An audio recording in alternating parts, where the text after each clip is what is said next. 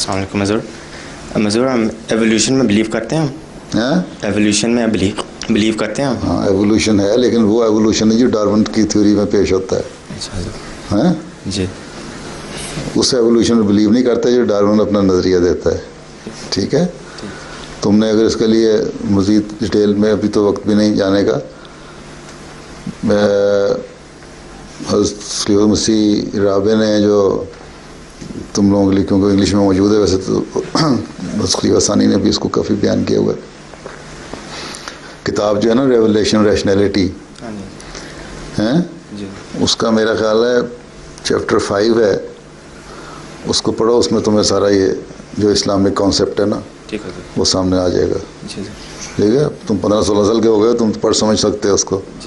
ٹھیک ہے، تو اس میں 5واں چیپٹر ہے میرا خیال ہے. آج کل سائنس میں وہی سکھاتے ہیں تو ڈارون کے بارے میں. ہاں، تو ڈارون کے بارے میں آج کل مضمون بھی کافی آ رہے ہیں.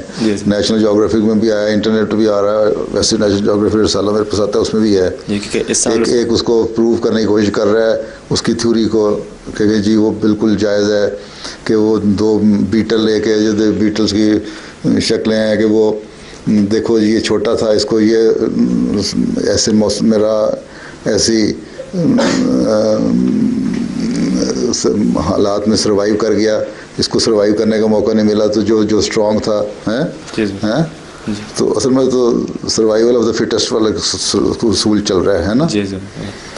تو وہ جو ہے وہ ساری باتیں ہیں کہ وہ کیڑا تھا، کیڑا بن کے پھر وہ یوں کر کے کچھ سمجھ تو نہیں آتی.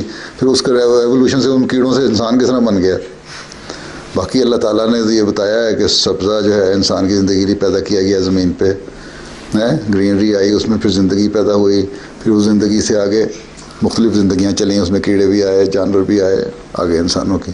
لیکن یہ کہنا ان کیڑوں سے انسان تک پہنچ گئے وہ غلط ہے. وہ ایولیوشن تھیوری جو ہماری اسلامک تھیوری ہے نا، اس میں تم پڑھ لو، تفصیل میں آ جائے گی.